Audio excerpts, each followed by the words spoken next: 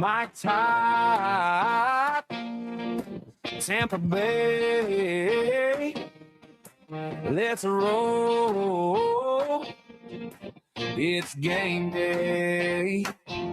Rays on the diamond, hopes in the sky. Bucs on the goal line, Bulls ride or die. From the tailgate talk to the bright field glow, you know where to go. It's the JP Peterson Show. Oh, yeah. Here we are on a hump day, baby. Oh, sorry we're a little late. My bad. Sometimes, time just gets away. You fall into something and you just, that's my excuse today. It happens. My excuse is no excuse. I have failed and I will do better, or I'll try. Anyway, I will try. Hey, welcome into the JP Peterson Show. We thank you guys so much for joining us as our numbers continue to grow exponentially. Really appreciate all you guys jumping in. We see new people in the comments each and every day. You can do that. You can join the show on YouTube, X, or Facebook. All there. You can get in the chat and reach out because we love to interact with you guys. You're a big part of the show. We appreciate that. As are you, IndyCar Tim. How are you, my friend? Doing well this morning. Yeah. Bright and sunny, already 101-degree day at 9:05 a.m. Central Time. Baseball is actually exciting. What a night in baseball last night. How about that? Not only for the Rays, but just across baseball, just like big things happening. School ball and the Dodgers in Wrigley Field. Did you see that?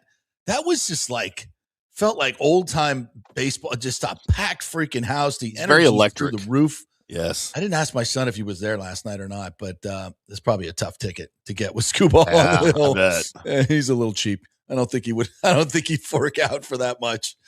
But then Lombard makes his debut at the Yankees and homers. His brother makes his debut in Single A and homers. And then Liam freaking Hicks, and I'm going to call him Liam Cohen 100 times. I keep wanting to say Liam. You know what? You told me to find the video, and I kept typing Liam Cohen into my search bar. I couldn't figure out why I couldn't find it. Yeah. Yeah. Liam Hicks in his debut goes freaking yard. Not only goes yard, but a grand slam, the first Ray to ever do it in his debut. I mean, wow. Welcome to the squad, bro. How about a little, and you saw it even last night that late in the game, there was a situation, I can't recall it exactly, but, and BA mentioned it. It's like, look, normally first base open, you're pitching around Junior Caminero. Can't do it. The dude that's got to hit a double and a granny's hitting behind him. Yeah. And Junior got a couple of cookies in that at bat and missed them both. But the point is, he's going to get more pitches to hit. And maybe that's not good because he hits a lot of homers outside the zone, but it's going to help him tremendously. And that's what we've been talking about. And that was a freaking missile that Liam Hicks hit. And he just looks hitterish. He looks really, really hitterish at the plate. And I thought it was an absolute spectacular debut for him last night. We'll set up the show for you. Rich Hollenberg's going to join us. Richie Rich was at Bucs practice last night, taking in a little football. So went over and had a beer and a couple wings at Riveters, as we're wont to do. And so I said, come on the show this morning. So Rays pregame and postgame guy, Rich Hollenberg, is going to join us at 11 o'clock. So we'll talk some more Rays baseball with him. We've got lots of Bucs news we're going to get to here momentarily. I was just on with Steak Shapiro and Sandra Golden in Atlanta, and they're very interested in what's happening here in Tampa Bay. So we caught them up on all that. Great. I worked in Atlanta for a couple of years. Just great folks up there. Steak, these are Timmy. You've been in the business a long time, and you go back to the heyday of sports radio, man. And Steak Shapiro and that whole group, they were like really popular hosts in the late 80s and 90s. Mm-hmm. It got so popular that, and we're so well compensated, they went out and started their own company, bought a couple of stations. We bought a station in St. Louis, in Atlanta, and we're just freaking crushing it. Very I tell them all entrepreneurial the time. for on air guys. Yeah. Yeah. And it was the whole shit show behind the scenes. I mean, it was everything you can imagine And I said, Steak, man, you got to write it. You got to write a screenplay. You got to, it would be freaking phenomenal. That'd be right up there with Private Parts, wouldn't it? Yeah.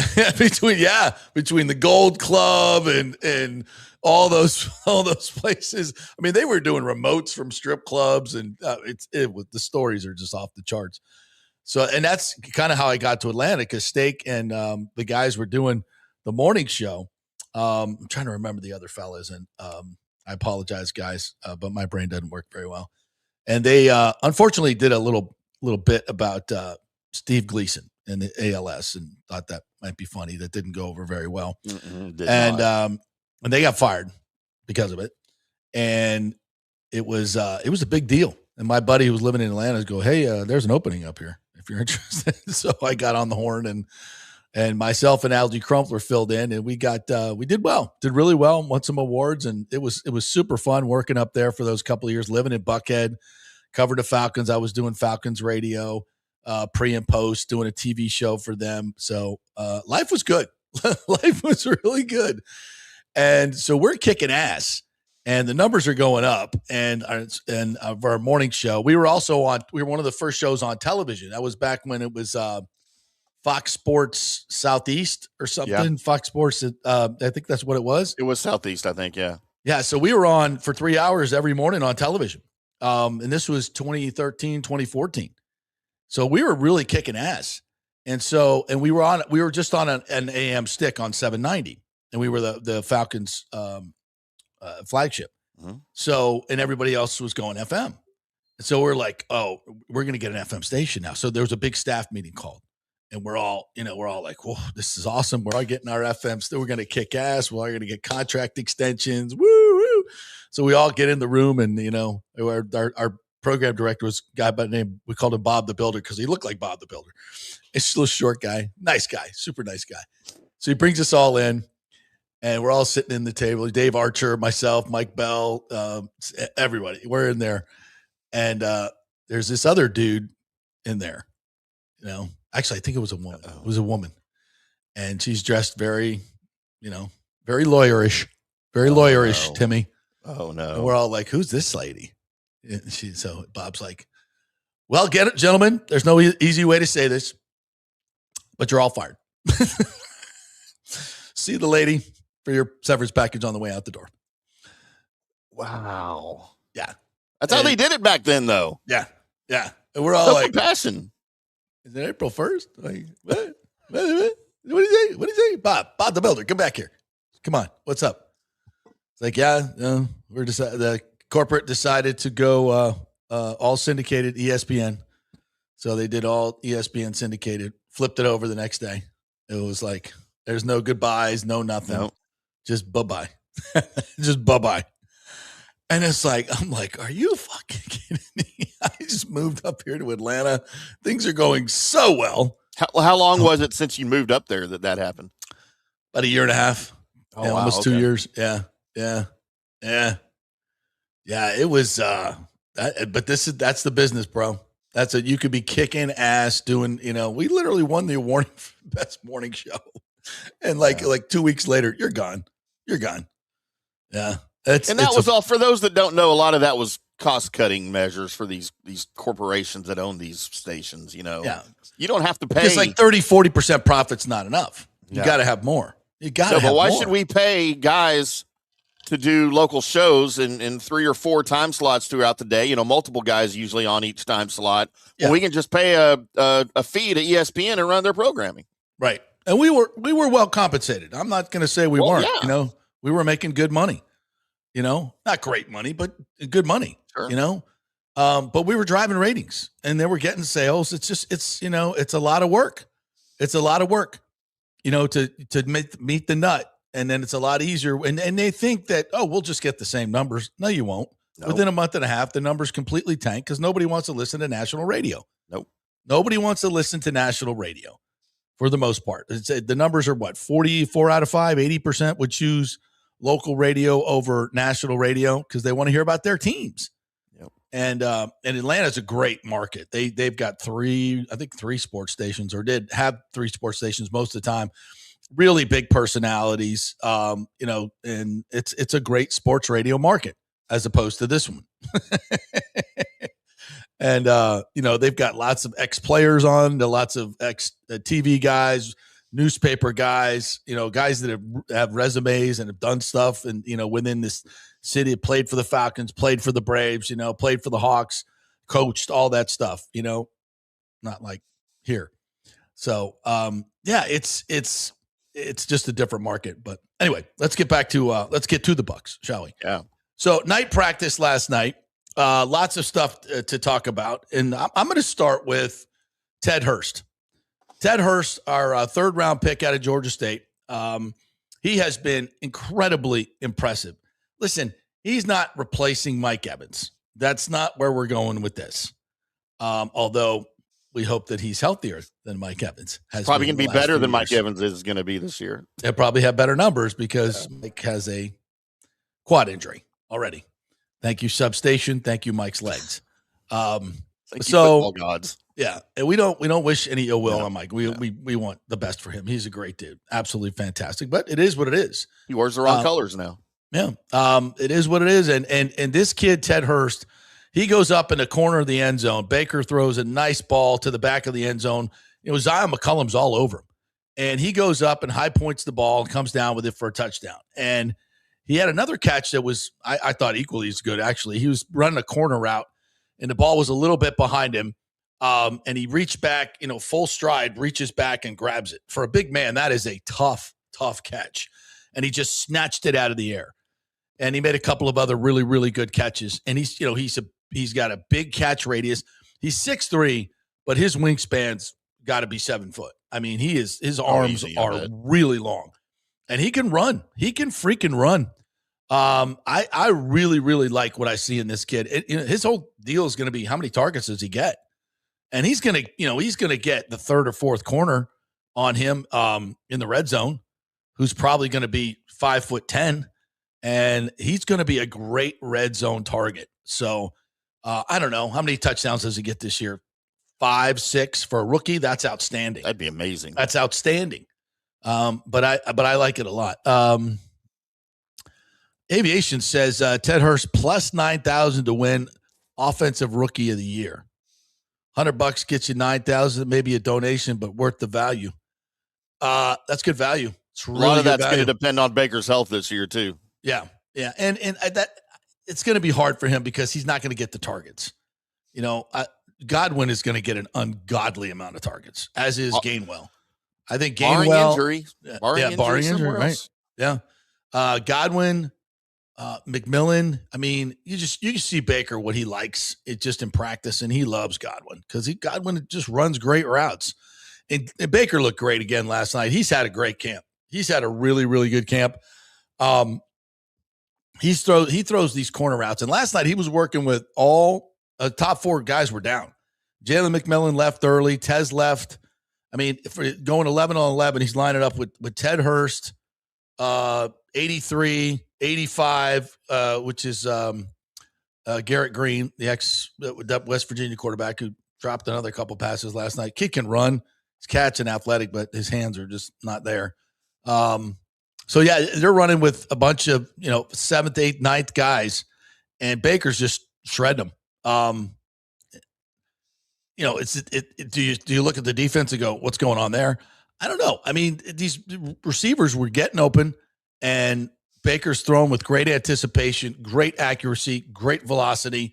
I mean, his arm looks fantastic. It really does. Bain last night, they were doing one-on-one stuff with and him and Gedeke, and they've had some great battles, but Bain had a good night. He got around Gedeke a couple of times, and his relentless motor is just so evident.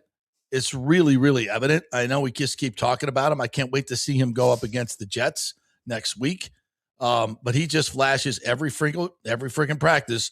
David Walker, number 51, coming off that knee injury, had another sack last night, so to speak. And it's hard to figure sometimes in these 11-11 what's a sack and what's not a sack, but he flashed a couple of times last night as well.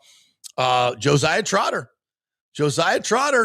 was there was a little bit of shenanigans last night, Timmy. A little bit of shenanigans, and he was right in the middle of it. Ripped some with guy's the helmet O-line, off. right? Yeah, him and Cody Mock were going at it, They were going at it. And Baker's like jumping in the middle of them and hitting them both on the head. And it's like a bunch of children out there, but they're really big children. Big children. Really big children and strong and nasty.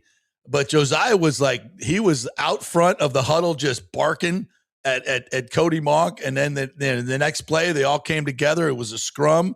And then Bowles had to bring him up, had to spank some guys.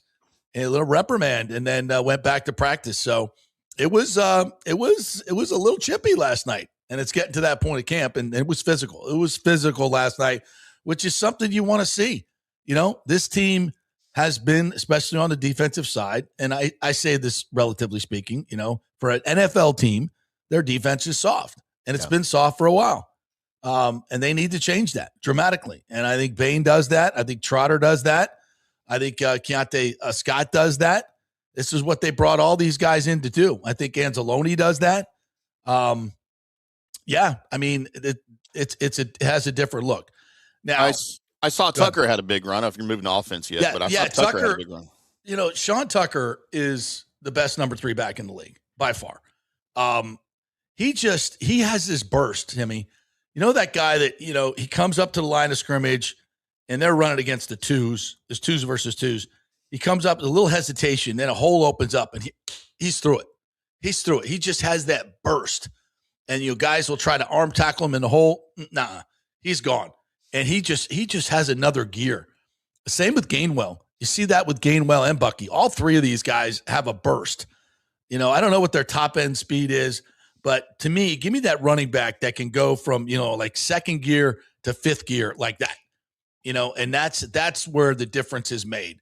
You get through the second level and then, you know, make that next guy miss and you're gone. He does it every practice. I see Sean Tucker do it every single practice. So that's a good sign. I saw the receive the undrafted, was it Patterson? Had a couple of touchdown passes? Yeah, he did. He's an interesting kid. I mean, we're so deep at receiver. I think he's going to make the practice squad. He's a little bigger, very slender. So I should say taller, very slender, but moves well, has really good hands. He got an opportunity last night and made a few plays. I did Cam Johnson. Cam Johnson catches everything. You know, he's small. You know, he's kind of Tez-like. They're similar players, but Cam is also one of your return guys. I think he makes the team as maybe the number 6 because he's a really good return guy. And he catches the freaking ball, and he runs good routes. Baker trusts him. When he had to, you know, he was throwing hitches and some corner routes, and Cam was right exactly where he needed to be on time. And that's what you want to see from a receiver. You want to see the guy just running great routes and the ball be on time and right in that spot. That tells you the route is perfect, and Baker's going to be on target for throws like that. So Cam looks really good. If we get some injuries at receiver, we got some depth there. There's no question about that. There's some depth at receiver. See what else. Well, and there's some injury concerns already, right? I mean, we got Tez's groin. McMillan's got a knee. Buka's got some lower body thing, I think, right now. He did practice. Godwin was scheduled to be off, right? So he wasn't there. So all these younger guys are getting some practice reps and making the most of it, it looks like. Yeah, and that's what it was all about last night. And we'll hear from Bowles here in a second. I'm not worried about any of those guys. A lot of that's probably, you know, campitis. And they've been on the carpet 3 straight days. Yeah. Camp 3 straight days on the carpet. Yeah. It will wear on your joints. They get an off day today, so that's much needed. But it just does. And I think especially for the skilled guys, when you're running a ton out there, I mean, ex-players will tell you, you know, had 3 practices a day. Like, what you guys doing, man? Well, you need a rest. Well, you're practicing once 2 days. And your body's sore. Yeah, it's called football. But whatever. That's how it's run these days. And it doesn't get easier in the regular season. So this is when you're supposed to be getting your body acclimated to this stuff. Well, that's always the argument, Timmy. You know, when you hear these older guys say, you know, training camp was when you calloused your body, when you got used to the pounding, hitting. So when the regular season came, you weren't like completely, you know, incapacitated on Monday morning. And I think there's something to that. It's kind of like the old pitching argument where, you know, which, you know, Smoltz talks about on our show all the time. I got to get him on, by the way, about, getting that extra work in. And, they used to throw all the time between starts and build themselves up. And so they had to throw 120 pitches, it wasn't a big deal. And now all these pitchers are so babied when they have to throw, 100 pitches, if they ever get to, it's a problem because they haven't built up the stamina. And I think it's the same in football. But when the money's this big, you try to bubble wrap these guys. Because losing them is just such a devastating blow. Which brings us to Vita Vea. And, the reporting on this is not good. That Vita is dug in, and when Vita digs in, you can't move it. An immovable object. Immovable object. And we have no irresistible force. You wonder where this is coming from. The Bucs never had these issues. They really took care of their star players. And this has been a weird year. It's been a weird year. Mike leaves and it wasn't even over money. And now Vita it's like a switch was flipped. It's like, okay, this is business now. Last year was Camp Kumbaya. Everybody was taking less money. We're all bought in. We're all, behind Baker's leadership and all this. It was like, okay, I get it. This is good. This is really good. And now it's like ever since Mike left, and a lot of fans want to point to the retention of Bowles. And I think that's part of it. Absolutely. I know I keep referring to this, but I think it's so foundational of where this franchise is right now. We're not, listen, as much as information as we get, and we get a lot, we're not in the building. We're not in the building. And we don't know really what's going on and what the players are talking about all the time. So you look at what happens. And when Mike leaves like that, it just tells you that a lot of these guys just do not have faith in this organization. And you're kind of seeing the byproduct of that right now. And then it becomes just all for one. Instead of like, Baker took less money, Mike took less money, Levante took less money. Everybody's kind of buying in. I should too, right? Yeah, all right. Yeah, I'm good. Let's get this done. Not anymore. Now it's like, what's the going rate? What's my market value? Pay me.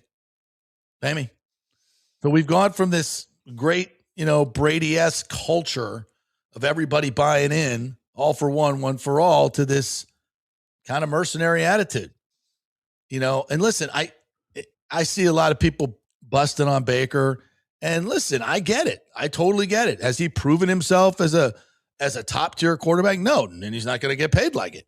Yeah. He's getting paid like the second tier guys, and the Bucs don't want to do it. They're afraid of the Tua, type thing, Bryce Young type thing, a smallerish quarterback getting hurt and having all that dead money. I get that. Now I would tell you, Baker's not Tua. I think he's way better than Tua.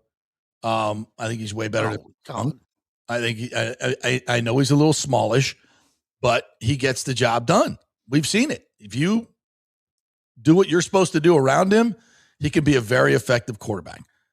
You've got $300+ million in salary cap every year. I know $50 million is a lot of money. I get it. It's a lot of money. But that's the going rate for franchise quarterbacks. Now you say, well, what is it? 7 of the top 8 paid quarterbacks last year didn't even make the playoffs. There's some guys in there like Kyler Murray. Some of those contracts are the problem, not the quarterback. So you take that with a grain of salt. And I'm not saying it's easy to build. Is it easier to build a Super Bowl team around a rookie contract? Sure it is. But you ain't getting Caleb Williams in the draft. Sorry. Everybody wants to point to that. Look what Chicago's doing on the rookie. Yeah, great. Because why? Because they had the first overall pick because they sucked. He's going to be out of the league in 5 years anyway. Yeah, this just in. He still hadn't won anything. And by the way, you want to use Chicago as an example. Look how many quarterbacks they failed with in the first round before they got to Caleb Williams. Thank you. I mean, it's not always a hit. It's like, we can't, you can't have a quarterback making $40, $50 million to win the Super Bowl. Okay. How are you going to get to that other quarterback? You're going to draft them? You're going to win too many games this year, I think, if Baker stays healthy and they sign Vita Vea. You're probably a 10-win team. So you're drafting in the low 20s. Even with a big quarterback class, there's no guarantee you're going to get a good guy. Even if you're drafted at the top, there's no guarantee. I mean, how many examples have we seen of that? Chasing a quarterback is a fool's errand. If you have one, keep him and build around him. Figure it out. You know, I was looking at the cap space too.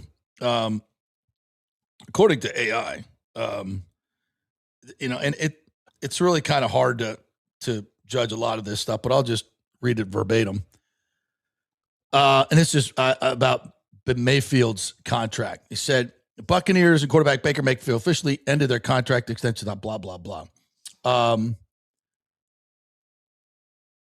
Mayfield's camp was reportedly seeking a contract over $50 million per season, which aligns with market rates for top 16 franchise quarterbacks. Because no extension was reached, the Buccaneers face a steep projection if they decide to retain him in 27.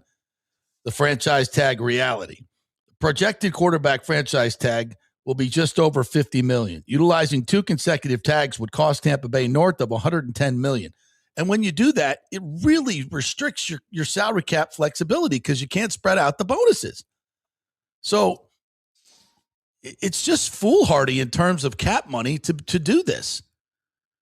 So this is available cash versus cap space. While over the cap tracks the literal 2027 cap space for roughly $39.92 million. So $40 million they got in cap next year. They're about $9 million under right now. The organization actually projects to have closer to $142 million in raw cash flexibility. This is based on the projected league cap spike to $325 million with 46 players under contract. Let me read that again. They're projected to have $142 million in raw cash flexibility next year. And we're not signing Baker Mayfield and Vita Vea to long-term contracts? What the hell are we doing? What are we doing? Who are you spending the money on? Zion McCollum? We going to redo his deal? I know Yaya needs a deal. I get that. We got to pay Cody Mark, but $142 million.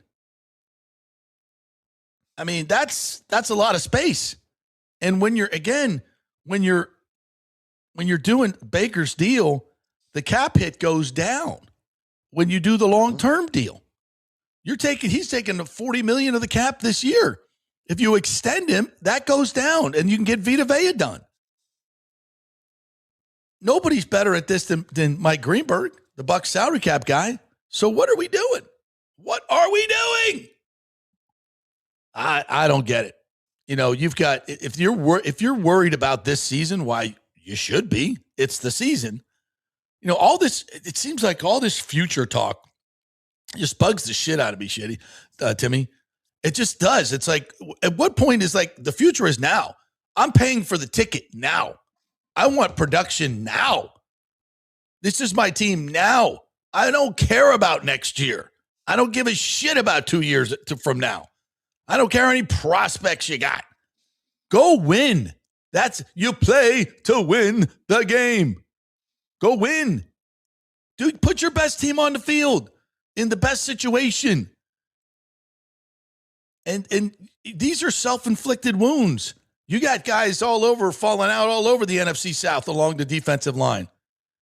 Jalen Walker went down yesterday with the Falcons. And we've, knock on wood, haven't had any of those injuries. These are all self-inflicted wounds and easily taken care of. Again, we don't know exactly what Vita Vea is asking for or Baker Mayfield, but neither one of these guys has been a money guy during their career where they demand to be the top paid player or make some outrageous demands. They're both asking for, I would guess, market value. So go pay them and stop fucking around. It's ridiculous. All right, let's take our first break. We'll come back on the other side and get to your comments. I see you guys have much to say, and we will get to this in just a moment. We are brought to you by the great folks at Pitch Roofing. PitchRoofing.com is where you go, and make sure you give them a call. have them come out to the house and take a look at your roof. It's free. They're nice people. You don't have to worry about anything. They're really nice people. They'll come on out, give you a estimate of what's it going to cost to replace your roof. And even if you don't need it replaced now, they'll tell you how much life you got left on your roof. And if there's any damage up there, they'll take a look at it and give you some estimates. And they'll also put you on the preferred client list. So if something does happen in the hurricane and everybody's looking for a roofer and most people have to go to these fly-by-night people who steal your money, you'll already have your roofer. You know who's going to do it. You'll be very safe and get it done. So it's pitchroofing.com. Just give them a call. Go to the website and please tell them that JP sent you because you get your JP discount that way. Great folks. Tell them I sent you. Back in 3. Pitch Roofing believes giving back is part of doing business the right way. That's why they proudly offer exclusive discounts to those who gave the most to our communities, including veterans, first responders, seniors, and teachers. And for listeners of the JP Peterson Show, there's even more good news. Pitch Roofing is now offering a special discount just for fans of the show. With so many roofing companies coming and going in Florida, it's important to choose a contractor you can count on long after the job is done, especially when it comes to honoring your warranty. Pitch Roofing is built for the long haul with a reputation for quality, transparency, and standing behind their work. Whether it's a repair or a full replacement, their team delivers honest guidance, quality workmanship, and no high-pressure sales. Call 727-67-PITCH, 727-677-4824, or visit pitchroofing.com to schedule a free estimate. Pitch Roofing, roofing done right. Big thanks to Italiano Insurance, the great folks over there. They will soon be part of Gallagher Insurance. A little name change, but same great folks, same great customer service you've known for over 65 years.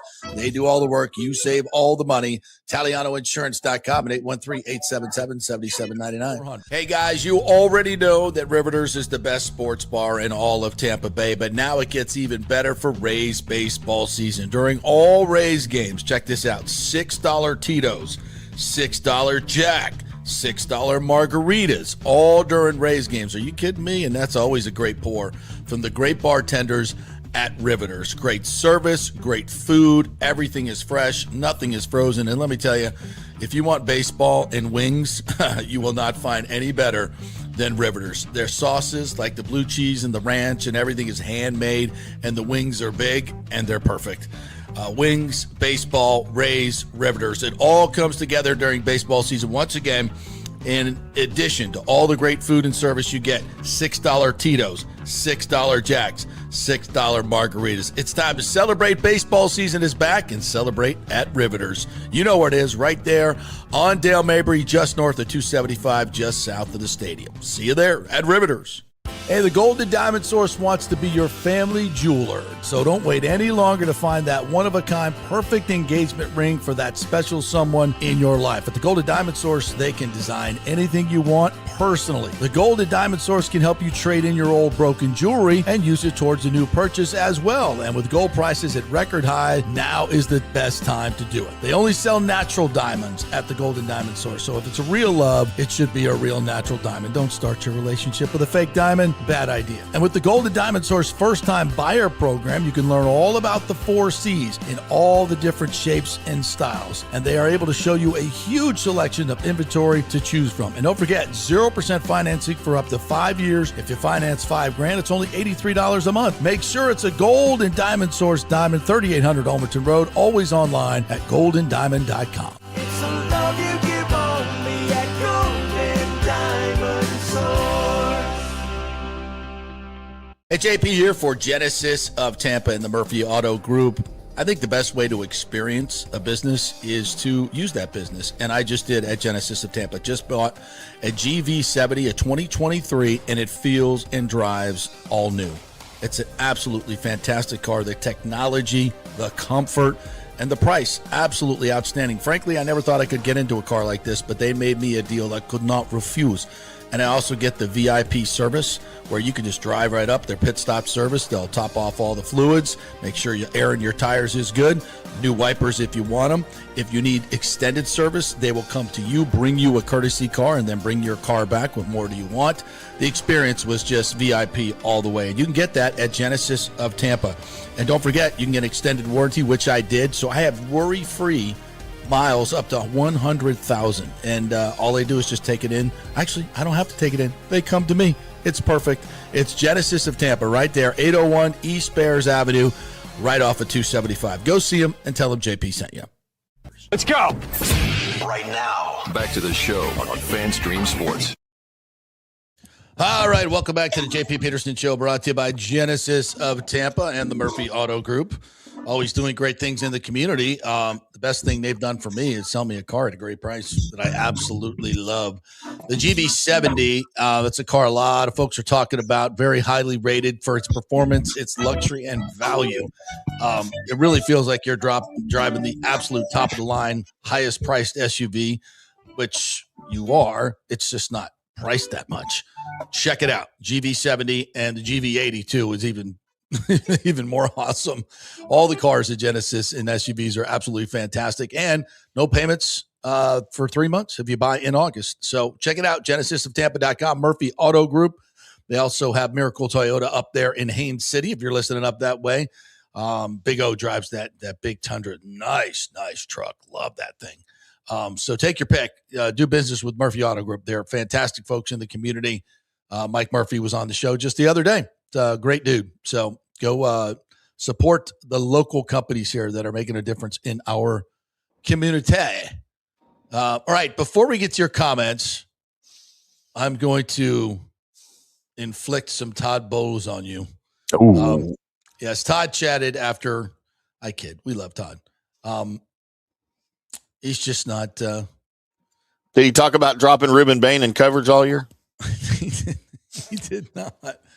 But I did find it interesting that the way he talked about Vita Vea.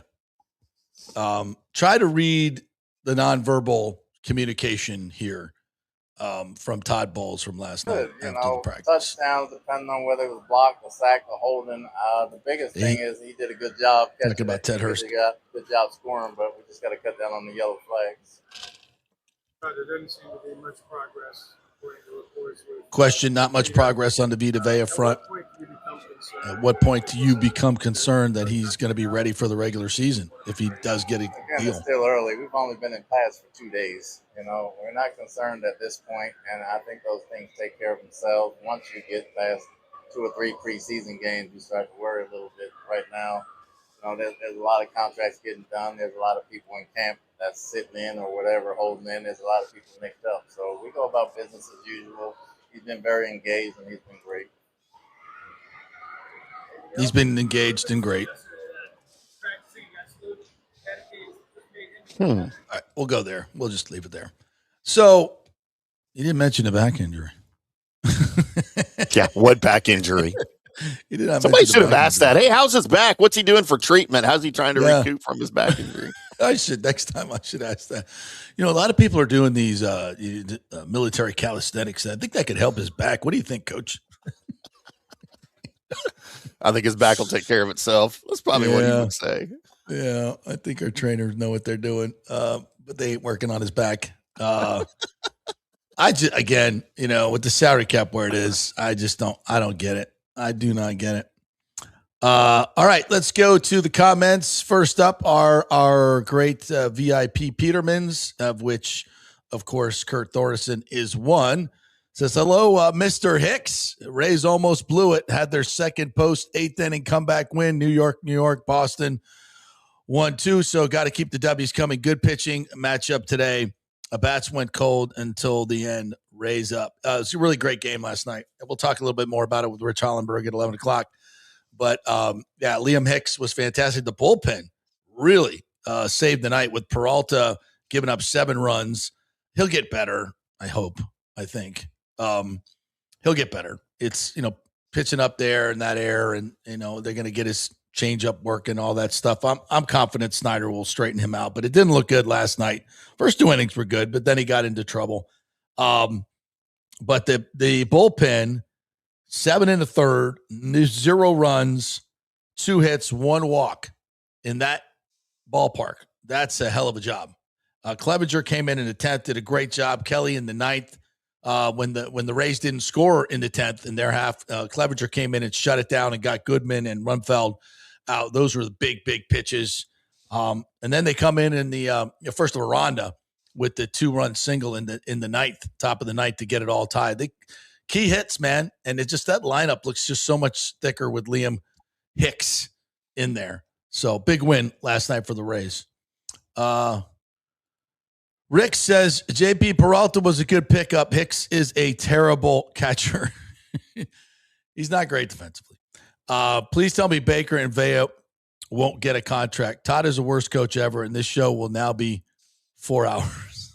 There's a lot of stuff there, Rick. I wish I could tell you with some confidence that the Bucs will take care of Baker and Vita. I mean, honestly, the Baker thing, he's going to play his ass off. And if he plays well this year, hopefully they come to their senses and give him a longer term deal. I do think Vita Vea, I think they got to reach something with Vita Vea because they can't go into the season without him. They just can't. And Baker's going to play anyway. So, and that's the thing. If both of those guys are happy, what are we talking about here? We're talking about everybody else has sustained a critical injury in the NFC South. You're already the favorites to win the NFC South. Zach Robinson talked yesterday, the offensive coordinator, and he's got such a good grip on it. You feel very confident that this offense is going to return to, 27 to 30 points a game. I mean, we should be really excited about this season. Now, is it a Super Bowl roster? I don't know. But, these young rookies are putting an edge on this defense. Bain, Trotter, and Keontae Scott are out there. They're the ones out there. Payne's not a talker, at least not a loud talker. He talks with his play. But Trotter's talking shit. Keontae's talking shit. And they're bringing an edge to this defense that it desperately needs. So, I mean, in a defense, just get to 15th and get some turnovers, get some sacks, get the offense the football, and we should have a good season.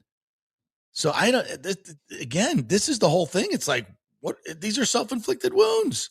Clean it up. You got the money. Just do it. Oh, but we don't want to have a contract of the quarterback eating up 1/6 of your salary cap. And I'm like, then get out of the football business. Yeah. It's the going rate. That's what you got to do. Pooh Sheisty's in this morning, says, I could see the Rays number 1 seed in the mediocre AL playing 500 ball. They get 90 wins, but I could see them getting up to 95 wins. Yeah, I mean, listen, you just need some more offensive pop, and it showed up last night immediately. So, and they're going to get better. Jacob Melton could add some pop to this team as well. And you really feel like the big three are locked in. Yeah. I mean, we should be very bullish on this Rays team, even with the other moves that were made. Pooh Shiesty says there's going to be some ups and downs during the season, but you got to have faith. I do. I got faith. Alejandro, another one of our VIP members, said, good morning, JP and the Petermans. While we did get the win and the Rays won the series, let's put some things in context. Freddie looked not bad to start, and while he did give up 7 runs, it's Coors Field. Yeah, but he's got to be better. Douglas Batista, another one of our members, says, last night we saw 4-inning Freddie and a lot of hard contact. Great nickname, by the way. 4-inning Freddie, yeah. Hopefully Snyder can get him right. The bullpen was outstanding, even Matt's third straight quality outing. Big O said that from the very beginning. Matt's he's a bullpen guy. He's a bullpen guy. He's not a starter. So, and he's a good bullpen guy. Really good piece in your bullpen now. So the pitching is going to be really good. But you got to score some runs in the postseason. I think, and that's why the pitching, I think, gets them to 90, 95 wins. But it's the postseason where you need that offense. And we'll see. Just get there. Let's just get there. Win the division. That nickname's way better than the nickname I had from my second wife, 2-inning Timmy. Hello. Jimmy J. Voyager says, with the Rays not getting another batter, do you see them calling up like Jacob Melton or Carson Williams? Yeah, I don't know where Carson. Well, Carson can come up and play second, short, and third. It's just when he got here, his time in the major leagues has been not great in terms of hitting the baseball. So I don't know what kind of bump he's going to give you. Melton can give you a bump. No question. Alejandro says Freddie Peralta did not do his best in the Rays debut, but I take it with a grain of salt because Coors Field sucks for pitchers. Liam Hicks with his grand slam was a statement that sold me on him. Well, all of them, it's one game. It's one game, but you like what you see. Do we have the Liam Hicks? Yeah. Granny? All right, this was a moment to be had. Oh. There it goes. Deep to right field. Welcome to the Rays. Liam Hicks, a grand slam, and it's 5-1 Rays. Hold on. Let me go back to the beginning. There it is. Goes. Deep to right field. Welcome to the Rays. Liam Hicks, a grand slam, and it's 5-1 Rays. Man, that's got to feel good. Just gliding around those bases. Palacio scores. Junior's like, there's my protection. And Liam Hicks. There's my protection. Yeah. There's my protection. Oh, yeah. That's your condom right there. That's going to be, this is really, really going to be interesting to see what this team does now. Just imagine if they added one more bat, second base. All right. No, I'm sorry. We're good. We're good. Not complaining. Here we go. I'm not complaining. I'm not complaining. Maybe a little. No, I'm good. Douglas Batista says today Martinez on the mound. Overall, he's been good this year, but he gives up a lot of contact, so that may not bode well at Coors Field. Hope we see a rebound outing after his last rough start. All right. What else we got here? Here we go. A little stadium stuff. Bill Carlson, Tampa City Council, told the Tampa Bay Business Journal he wasn't sure if he was voting yes or no. That's progress from a couple months ago when he was a 99% no. He's negotiating. Yeah, I'll give you a little update on this. Looks like there's going to be a vote August 20th or around that time. It could be pushed back if they don't make progress on the couple of things. I think there's one or two big things left. It's actually the same issue for the county and the city. So and I think they can get through it. It's just a matter of negotiating it out. They're not going to let this deal fall apart because of that. I don't think that's going to happen. And I think, and speaking to Carlson multiple times, I think he's definitely invested in making this happen.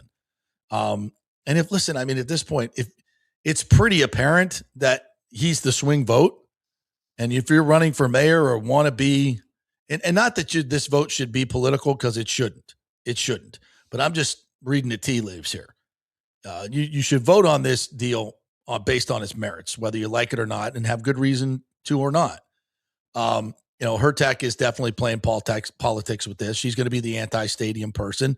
She doesn't care about how many jobs it produces or any of those things. She just cares about her political process, in my opinion. Charlie's, completely checked out and an embarrassment as a council person. So those are just two no votes. But Guido and Carlson are involved now. They're involved in the negotiations where they weren't before. And there's difference between being in the negotiations and knowing what's going on. And I kind of failed on that early on. I thought that these council persons should be informed and be better informed, and they were informed. They just didn't have a seat at the table to be able to communicate to Babby exactly what issues that they had with the deal. And once they've talked through it, I think Carlson especially his concerns are being met. So I think I'm very positive that this vote will go well. I really am. Batista also says, in addition, Carlson on X last night, if what we have discussed makes it into the documents when they are made public, that will be a good sign. So yeah, it's exactly what I just said. He's definitely moving towards yes. I'm very, very confident this gets done. Alejandro. So I have a question for you, Petermans, about possibly picking up another bat that just came on the market. Jorge Soler got DFA'd by the Angels yesterday, and I think he would be a perfect pickup for us. Big O, we talked about that on his show, and he was intrigued. He was intrigued by Soler. That's an interesting development out there. And if I'm not mistaken, Timmy, if somebody gets DFA'd, it's not a trade. You acquire them, they can play in the postseason, right? I believe that's accurate. Yeah. Yeah. I'm pretty sure. So, yeah. Airweed, one of our great Peterman, says, calm the F down, fans that want to get rid of Freddie already. He will be fine. Kyle hasn't even had any time with Freddie to work on things. You guys will eat your words here soon. Yeah, I was kind of... Oh, JP, to update that, no, a player cannot play in the postseason if the trade occurs after the deadline. It's not a trade, though. You're acquiring somebody who's DFA'd. But I don't think how does that Yeah, work? I guess you still do have to trade for him, don't you? Yeah, they still own the rights. Or you can pick them up off waivers? They have to clear waivers to be DFA'd? I don't think they go through waivers if you're DFA'd. No. I need to get so you can't acquire them at all. Anybody after the deadline. When a player's DFA'd, they are immediately removed from the 40-man roster, and the team has 7 days to trade, release, or outright them to the minors. Right. So they have to be traded or released. Or released. Yeah. Right. Okay. All right. Now, can a released player? I would think, yeah. Yeah, you just sign him to your roster, yeah. And that would, you would own him, yeah. Yeah. I think the Freddie Peralta thing, a lot of you guys are going nuts over him that we lost the trade already. I mean, let's calm down a little bit. That's quick. Kurt Thorson says McCollum already getting beat before the first preseason game is played. Oi, listen, Ted Hurst beat him, and it was a great catch. Great, perfect placement of the football. McCollum was all over him. Sometimes, there's no defense for a perfectly thrown football. I'm not saying Zion McCollum is the best corner in the world. I think he can be a damn good one if he just kind of gets his head out of his ass and starts playing more aggressively and stop being so safe. That's always been his drawback. Bucs Skull Game saying Dreamers are coming. Dude, this Orlando thing, that's annoying at this point. It's annoying. And it really doesn't even be until Tampa votes no. I don't want to hear about the Dreamers. It's such a non-thing. Just because our beat writer retweets their renderings doesn't mean they're getting a team or a stadium. Nathan Elliott says, good morning, JP. Who's your daddy? Peterson. Thank you. Nathan brought me a water last night. I was hemmed in by the crowd, Timmy. The huge crowd there. I couldn't get out to get a water. I forgot to grab one. So Nathan was nice enough to go get me a water and, bring it up to me. You didn't bring a shot of Fireball with that, Nathan? That would have been the really nice. Yeah, I didn't even think about that. You need to pick up your game, Nathan. Come on. Some shots, man. Come on, dog. Yeah. It's my fault, though. I didn't show up at his tailgate party this year, and that's my bad. Uh-oh. Yeah. That's my bad. I gotta be better. I get so busy on game day. It's just very busy. I just don't, if I go over to your party, Nathan, then I'm doing fireball shots, and then you're in fan mode instead of work mode. And it's hard to flip the switch. It's just hard. It's really hard because once I get going, it's like that song, man. I just can't stop. It's hard. Pooh Shiesty says Orlando is not getting a baseball team. If Tampa City Council drops the ball, they're going to Raleigh-Durham. That's true. 100%. Orlando is not the market that MLB is coveting, and they're way too loud. MLB hates that. I wanted to get to some of the Bucs stuff and comments. I don't have my glasses on today, so it's a little tough. If you see some, Timmy, pop them up. Yep. The real Berg says, good thing the new stadium will pay for better pitching, hopefully better than Peralta. You know what's great about the St. Pete guys, I notice? they're all so negative. Like you give a comeback win 9-7. Your new catcher blasts a grand slam in his debut. And all you want to talk about is how bad Peralta was. It's like they want the Rays to fail. Yeah. Oh, it's 100%. It's and always nasty about the new ownership.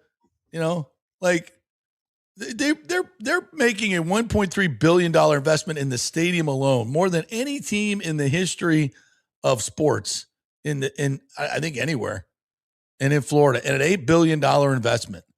Not to mention all the money they put in to redo the Trop. Yes, the city of St. Pete put in more and a lot, but they put in a lot too. And the Trop looks fantastic. They're marketing the team. They're working their ass off to get this stadium deal done. And I think that's an extremely fair deal. And anybody that's been in this business, any administrators that I talked to that looked at these stadium deals are like, this is, they're offering a hell of a lot more than the Bucs did and anybody else. So I don't know how you can be mad at this ownership group. Y'all want to say I'm shilling for them. I'm shilling for them because they're doing all the right things as far as I can see. There may be some other stuff behind the scenes that I don't know about, but as far as everything I know about, and I know a lot, it's been great. I don't know how you could bitch about it, but I guess if you live in St. Pete and, you haven't supported the team, not you specifically, but the community in general. And that's what I don't understand. Team, they've been there for 30 years, and the attendance has been horrific. And the people that live around it don't even support the team. But yet, and I know some of the people in St. Petersburg that do support the team. They're the ones that bitch. But you should be bitching more at your friends in St. Pete. You always want to take aim at the people in Tampa. Well, how come all the people in Pinellas never showed up? Do you ever take responsibility for that? And I don't like to divide. But it's when you people that want to divide are always pointing at the people in Tampa and you want to talk shit about everything that's going on over here. But, you had your opportunity for a long time. And still most of the season tickets and most of the tickets sold were people from Hillsborough County coming over. I don't know. Anyway. What else we got here today? Any football? Joe Dombrowski is in, says, I hope he hears something about a date for a final vote on the stadium here soon because they need to be sure they can start construction timely. Well, I can tell you the demolition has already started. A lot of the stuff has already started. So they're underway. But yeah, we need a vote late August, early September to really get things kicked off. Nathan Elliott says, Ted Hurst, very nice kid, solid player in training camp this year. I'm really hoping all this carries over to game day. Go Bucs. Well, he's got to get targets, right? And I think Baker is showing some trust in the kid. He's earning his trust. Mr. Negative, Real Berg Native says, Baker is the most turnover-worthy quarterback in the league. He has had more turnovers than I think he leads the quarterbacks in turnovers since he's been here. He's also second in touchdown passes with 95 and third in yards. Baker is not a perfect quarterback by far, but he's a damn good one. And he has a lot of intangibles that I love. And I used to say this, to you, Berg Native, who you getting? Who you bringing in? You want to bash Baker? Who you getting? What's this costing you? And how you getting him? Oh, wait. Let me know. Because you got to have somebody to play quarterback. Who you getting? How you doing it? What's it costing? I'm here all day. Jew Jetson says, hey, JB, not sure if you've addressed this. Any chance you replace TJ Reeves as Bucs sideline reporter? Thank you for that. I thought about it, to be honest with you. I don't think they would hire me. I don't think they like opinionated people like me working for them. If you work for the Buccaneers, you cannot have an opinion. That is not sanctioned by the corporation. I love them. And listen, if I was doing business, that's the way I would want it for my employees. I don't need that headache. So I don't know if they would go for that. And with my lightning duties, I don't think it would work well anyway. So I'm good. And they've got a lot of good candidates, I'm sure, over there. I know a lot of people that are angling for it. And it's a great gig. It's an NFL gig, you know. I could throw my hat in a ring and see where it goes, but I don't think it would. Don't think they're trying to get younger at that position? Yeah, probably. I would think. Getting younger at that position. You know, and I don't know if we've addressed this. And I met the new guy, by the way, last night. Really nice fella. Really nice fella. You know, TJ was offered the sideline gig and he said, no, thanks. Which, much respect, TJ. I don't know if I could do that. I probably would have just, you know, it's an NFL gig and he's working on other stuff and he's got opportunities to get other stuff. So, and I wish him the best and I think he's great and I think he would do a fantastic job anywhere he goes. But I think that, again, you know, we love the Bucs, but I think that was another whiff of a decision. I really do. And the new guy will be great. He'll be fine, but he does not have the knowledge that TJ has and the 30 years of base knowledge and the stories from the road of covering this team and perspective. It's just that stuff is invaluable and it's important to have that. And you just kind of threw it away. All right, we'll take our next break. When we come back, Rich Hollenberg is going to join us, and we'll talk some more Rays baseball. We'll get back into the Bucs after that as well. We are brought to you by the great folks at Italiano Insurance, soon to be AJ Gallagher Insurance. What does that mean for you? You get the same great customer service, but a lot more options that can help save you money.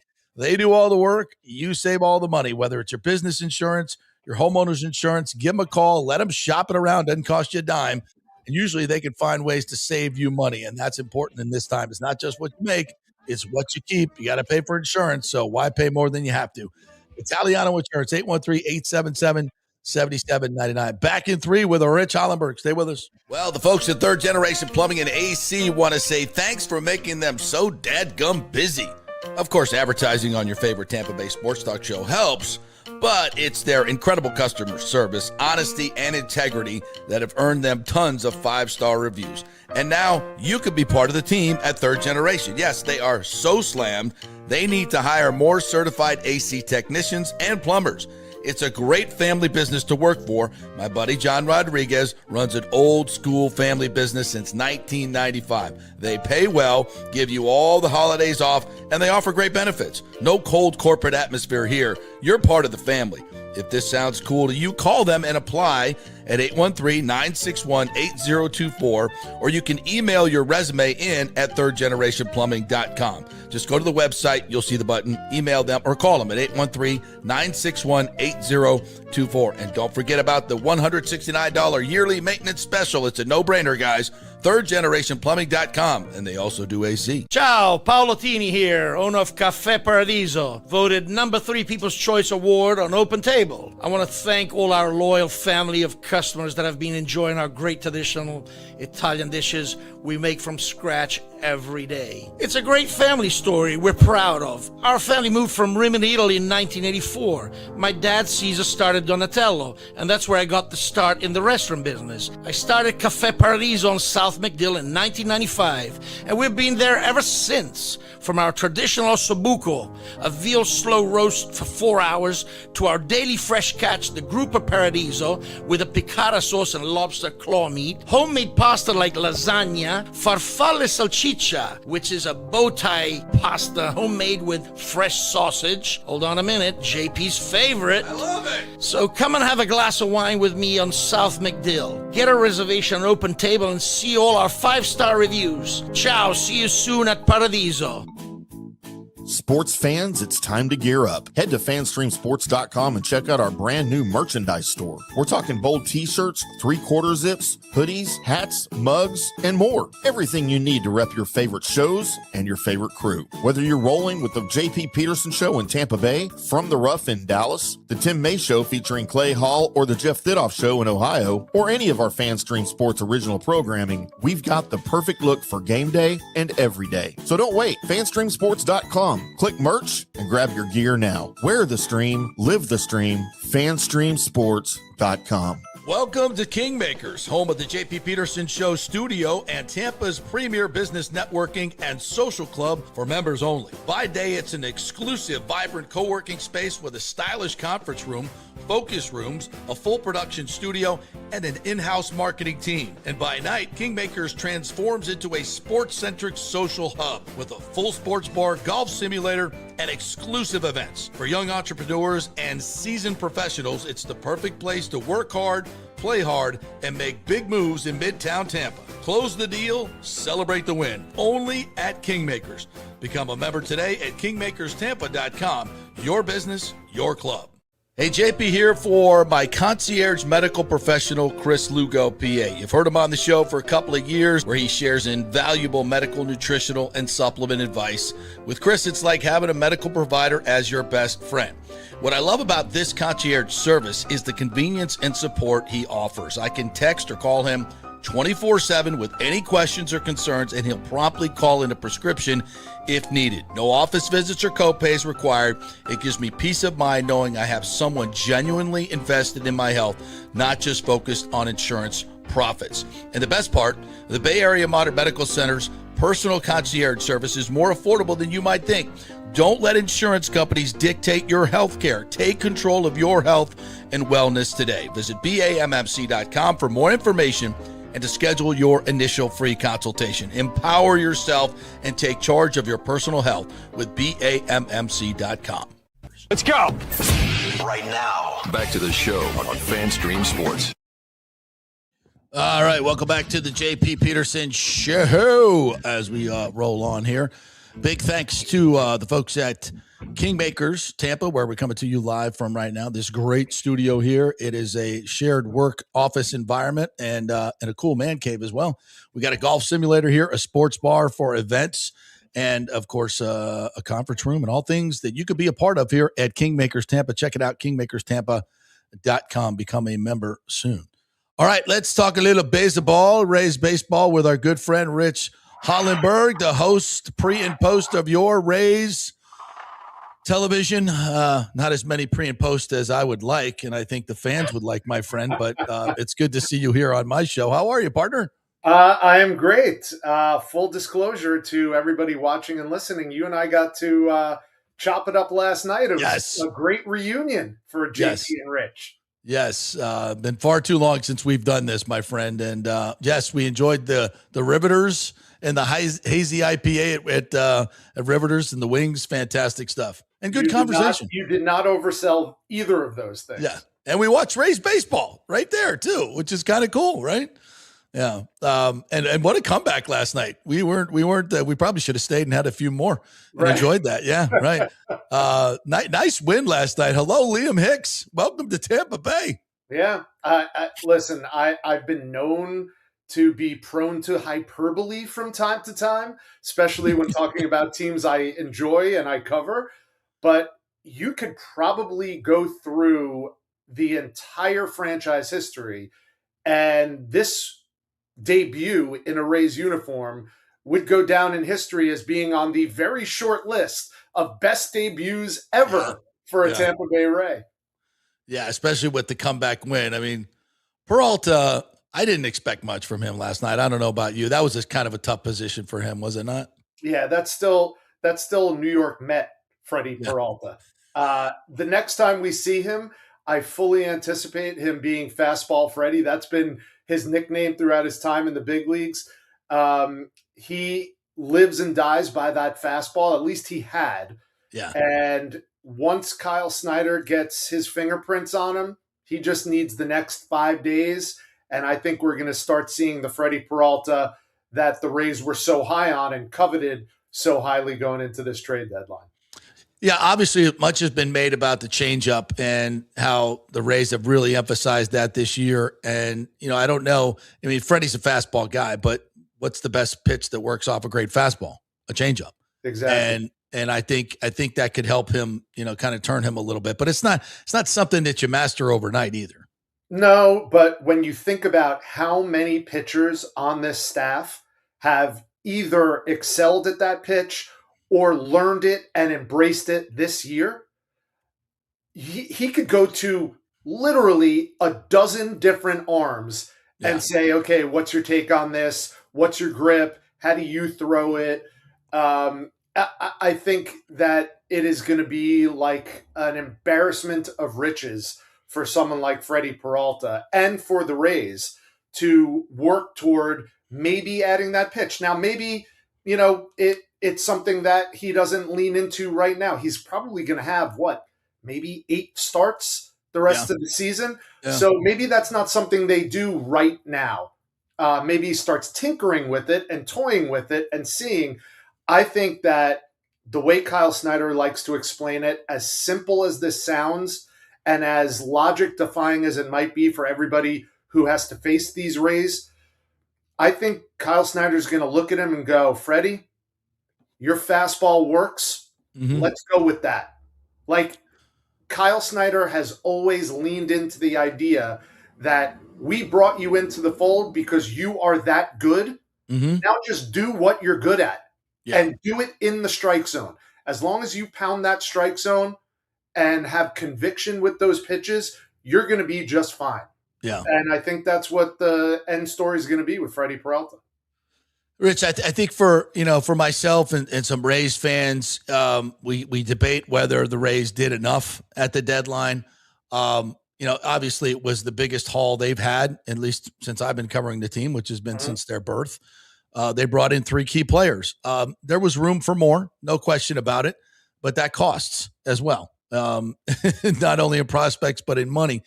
So give me your take on did they do enough at the deadline? Do you think this offense is good enough to go deep into the postseason? I do, because we've all seen an extended window of time when this was arguably the best offense in the American League. As much as we've raved about the pitching staff for most of the year, there was a stretch of time, May, June, when they had the best offense in baseball. Right. And if you look numbers-wise, and baseball's a numbers game, if you look numbers-wise across the American League, the Rays are still up there in batting average and on base and slug and OPS. Do they hit a lot of home runs? No. But have they proven that you can still win at a playoff-like clip without hitting an obsessive amount of home runs? Yeah. 100% absolutely they can. They needed more than a power bat.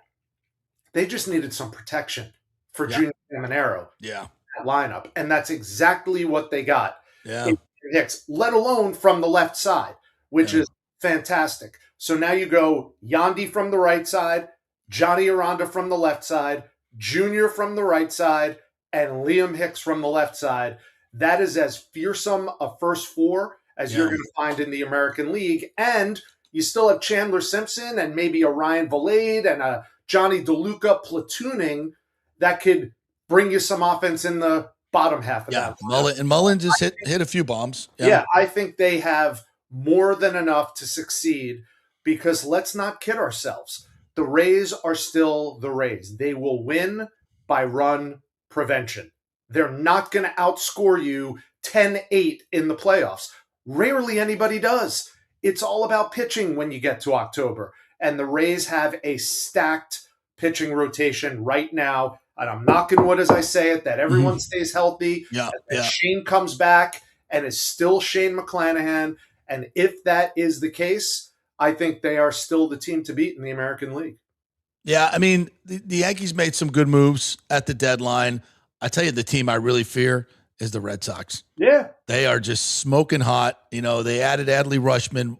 What are your thoughts on Yankees, Red Sox? Anybody else you think Toronto? I mean, they're a ways better. They're a talented team. I don't know why they're playing so poorly. Yeah. But the Red Sox concern me. Your thoughts? Yeah. I think the Red Sox have not only turned into a really good story, but a really dangerous team at this point. They've got a really good mix over there. The Rays saw it firsthand coming right out of the All-Star break. But I will say this. Historically, it's really hard to keep up the pace that Boston has set coming out of, or really going into the All-Star break. I mean, they're not going to win 15 straight again. They're not going to go 26-4 for the next 30 games. Baseball is just like that. But that said, I've never felt like the Yankees, and I shudder to say this out loud, not because I'm afraid of it, and I'm not even a little stitious, let alone superstitious. But I know people watching and listening right now are going to freak out when I say this. But without Aaron Judge, the Yankees aren't the Yankees. No, they're and not. I don't know if Judge is coming back, and if he does, how effective he's going to be. Stanton is another story. To me, Who he knows? is a non-factor at this point. So the Yankees pitching still concerns me. I think they have overall the best pitching that I've seen. Yeah. But when you put together a run that the Red Sox have been on, and you look at their arms and you look at their bats, I think they could be a bigger threat right now during this stretch run than the Yankees could be. Yeah. Yeah, it's going to be a hell of a stretch run, and I can't wait for it. And, you know, there's so much good stuff going on with the Rays right now, Rich. You know, I said this a couple months ago. This could be the greatest season in Rays history, and I still think it can be. You know, because I think obviously getting the stadium deal done, and I do believe it's going to get done, is monumentous. I mean, that alone in a year could be your best year ever, right? But add to the fact that Junior, he's just such a rising star. You know, if he gets super hot in the next few months, hell, he could be the MVP, could be our first MVP. You know, this team, 20 games above 500, rolling. It's a mediocre AL. A chance to get to the World Series would be amazing. So you add all those things up, this could be such a special season. It already has been. Can we finish this out in grand style and get to the World Series? I mean, just get there. Yeah. And what's waiting for you on the other side, we all know. I know. But just get there, man, right? I agree, JP. And, like we said earlier, I'm prone to hyperbole, but that's part of my job, is to look ahead and see what the what ifs are and give some instant perspective. That's part of my job as the host of these shows. One thing I will tell you is when they got off to the good start that they did at home, remember, it was a little bit of a rocky start overall. But when they settled in and went on that run starting in mid-April at home, and now they have held that throughout the season, by far the best home team in baseball, I was telling people, like, they write books about seasons like this. They do. Returning to Tropicana Field after the devastation of not one but two hurricanes. A new ownership group comes in this first season. All of these things add up to like documentary style baseball seasons. Absolutely. That lesser teams have been produced on. Yeah. And you mentioned Junior Caminero, and I promised you, JP, that I was going to give you a statistic that I haven't released yet, but I did some digging. It's a nugget. And I came up with this. It's actually, it's Nuggets 1A and B about Junior Caminero. All right. So he's got 32 homers now. Right. He had 45 last year. So it got me wondering, how many people in recent history have gone back-to-back 40 home run seasons? Okay. And just in the last 10 years, and I'm counting 2016 because 2020 can't count. No one hit 40 home runs in that shortened 60-game season. So going back to the 2016 season, there are only 8 players who have hit back-to-back 40 home run seasons. Only 8 in the last 10 years. Wow. And then I said, well, that's a fair amount of people in 10 years. So what about in this century? How many players have hit back-to-back 45 home run seasons? So now we're going back 26 years. Yeah. And only 8 players have ever done it. Only 8 players. Back 45 home run seasons. And the way Junior swings the bat and the home run binges that he goes on, he could get to that 45 plateau 2 years in a row. Judge, Ohtani, Kyle Schwarber, and then we're going deep down the list. Ryan Howard, David Ortiz, that was a while ago. Jim Thome, Barry Bonds, and Sammy Sosa. So if you want to eliminate the cheaters, it's an even shorter list. But that's it. Those Which we should. Players who have gone back-to-back 45 home run years this century. Yeah. So we could be witnessing history if Junior stays hot. Yeah, and Junior, and it's like a dream that your best player is so community friendly. Like every day off, this dude's at another little league park giving something away, and he's not even making the big bucks yet. He's the first one out of the dugout when somebody hits a home run. He's the leading cheerleader. I love his emotion on the game. I mean, what is not to love about this kid? I mean, he is, as we discussed last night, the anti-Wander. Yeah. And you don't want to, we discussed this last night. I want to just throw this out. Maybe the Rays would be a little gun shy having that deal have gone so bad with Wander, but you can't be, because this guy is literally 180 difference from that kid. Like you could not be more different. And they have to judge it on those merits about who this guy is. And I don't think you can't come up with a better mold for a dude to invest in long-term and make your cornerstone franchise player. I agree. I don't know how long he's going to play third base for. Hopefully it's with the Rays for his entire career, but wherever he plays, usually they'll transition him somewhere else. Mm-hmm. But I will tell you this, JP, I'm at that ballpark every single day, 3 hours before our show. Mm-hmm. And every single day, Junior Caminero is out there taking as much fielding work as he is swing work in the cages. He cares as much about playing third base than he does at hitting home runs. Yeah. It is just a joy to watch. And I'm not going to say he's the hardest worker in the clubhouse, because this clubhouse is filled with grinders and gamers and hard workers, but he works as hard on his defense as anybody on this team. And that's something that I don't think people really understand or appreciate about Junior. That's rare for a young superstar, because they can just get by on doing whatever, and this kid really cares. Yeah. That's why and I do think that this group, the CBA is going to direct a lot of different things, and we don't know what's going to happen or when it's going to happen. But I think that this ownership group is committed to making sure that, that's what this new stadium is about. It's more revenue so we can keep our stars and compete with the big boys. So I do want to ask you that about the Trop, though, because you're there a lot more than I have. I've been there a couple times this year. It is, to me, both times I've been there, it has been eye-opening how different it looks. It feels, the vibe in there is just completely different. I don't know if it's just because it's brighter, but there's more people. People are showing up. It just feels so much different than it ever has before. And I think the new ownership group needs to take a bow for that, and the city of St. Pete as well. I'm happy to hear you say that, because otherwise, the people from this area, and I count myself as one of them, I live 10 minutes from Tropicana Field. I've always said the Trop gets a bad rap. I think going back to the 1999 Final Four, believe it or not, that was what started it. I was there.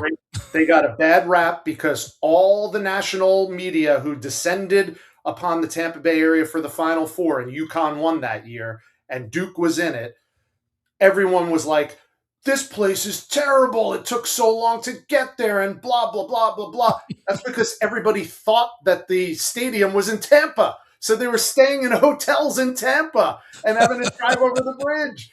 Anyway, don't get me on my soapbox about that. But I do think the Trop has gotten a bad rap, and now everyone looks at it with fresh eyes, right? You don't know what you got till it's gone. And the fact that not just the ownership group, but the first responders and the community writ large bonded together in such a way to get an impossible task done on time, if not a little bit ahead of schedule, is, again, part of that story. It is, if not chapter 1, then it's chapter 2 of this book that you and I are talking about, this documentary that you and I are going to I'm doing that documentary on the stadium. Trust me. And that's going to be part of it. Absolutely. Yeah. Yeah. And if you haven't been out there this year, and a lot of people have, and I think, this new ownership group is doing a fantastic job marketing the team, unlike it's ever been done before.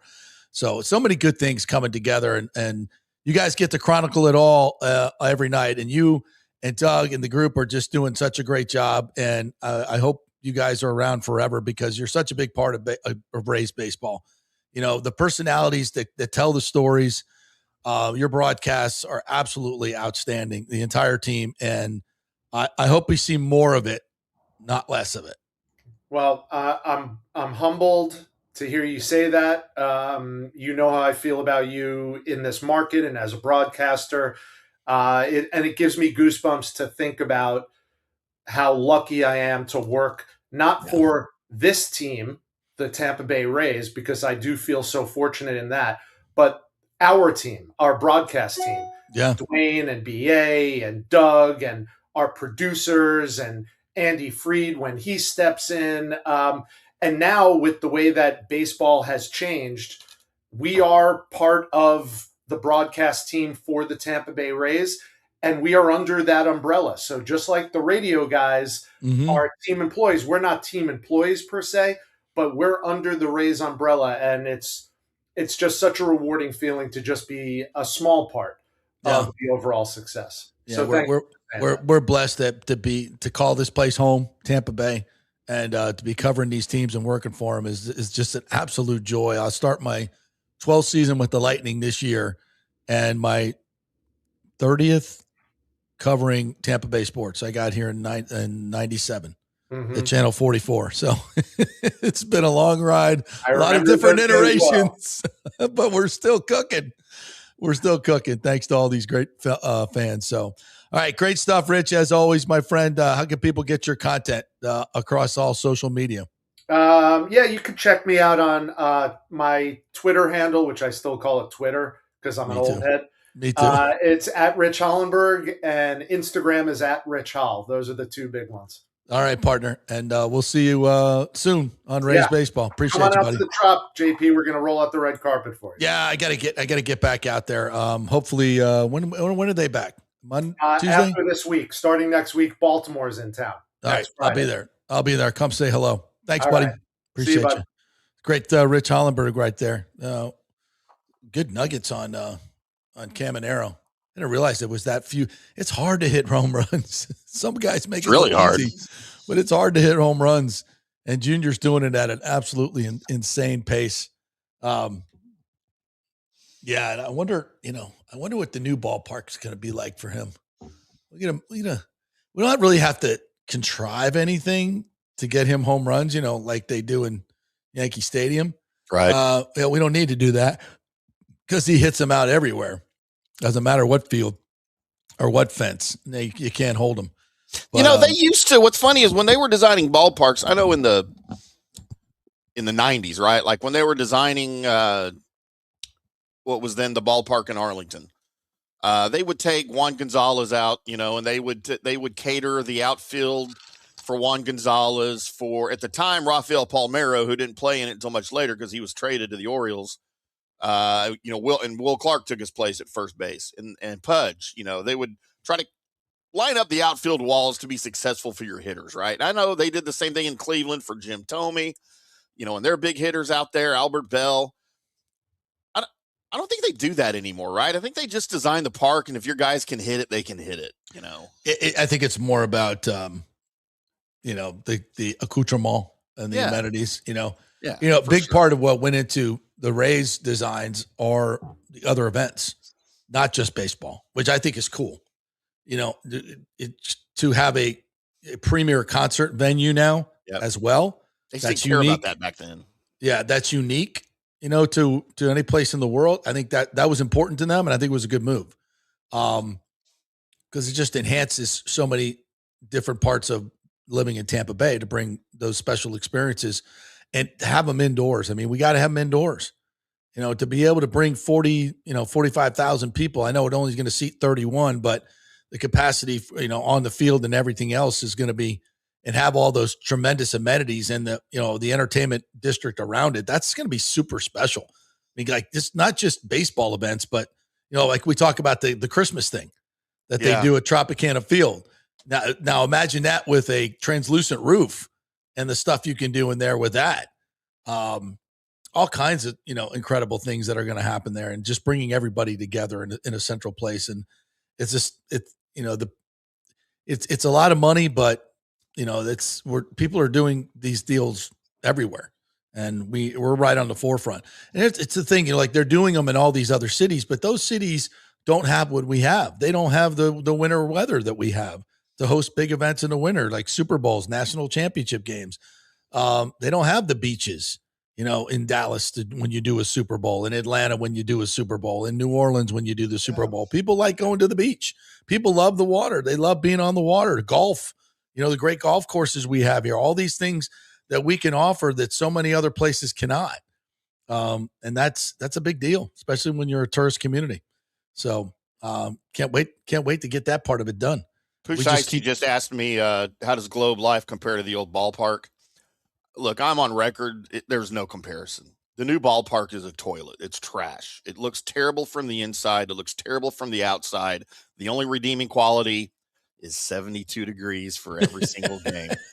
That ballpark at Arlington was sweet, man. It's one of my favorites, man. Yeah. I've been to all of the classic parks. I've been to, obviously, Fenway and Wrigley stand out. I've been to Old Yankee Stadium. I've been to Old Comiskey. I've been to Dodger Stadium. Dodger Stadium's probably a top 3 for me. Dude, our ballpark in Arlington was freaking amazing. It was gorgeous. It was well laid out. It was perfect in every single way, except it's under the Texas sun. Yeah. Yeah, that's a beautiful brick ball yard. I remember the first time I went there, I was like, this is what it was like. Camden Yards, only way better. You know? It opened the same time as Camden Yards and Jacobs Field up in Cleveland, right around that time. Yeah, another good one.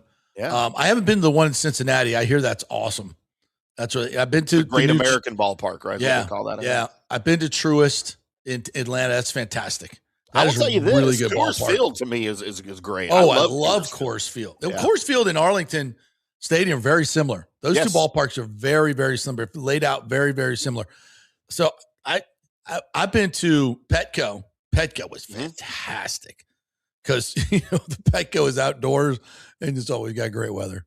Yeah. Like I've been to Wrigley where it's been, 100 degrees, and I've been to Wrigley when it snowed. Yeah.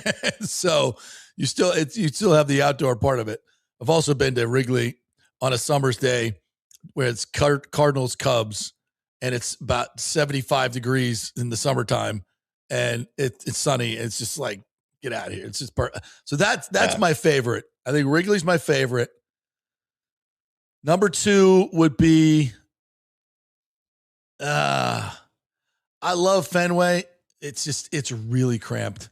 Fenway is really cramped. It is. It's a great, you walk up, I'll never forget walking up from behind home plate and seeing that green monster. It's just like, it's really cool, but it lacks a lot of it. And I haven't been there in a while, so they may have spruced it up a little bit like they did Wrigley. Like Wrigley, you can only do so much with it, though.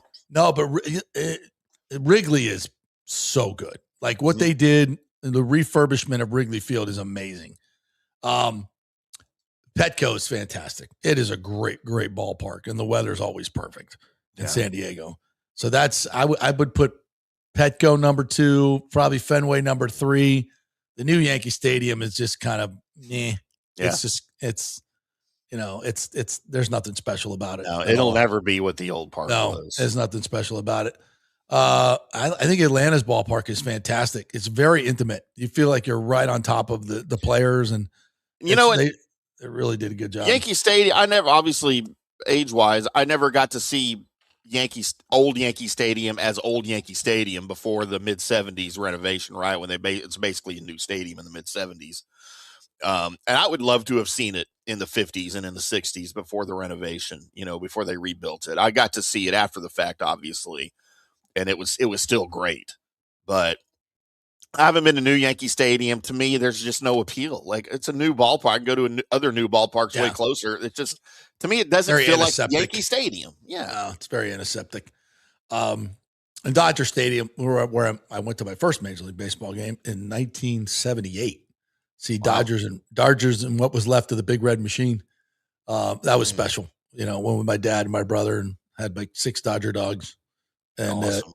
Chavez Ravine, man. That place has got a vibe to it. It's got a vibe to it.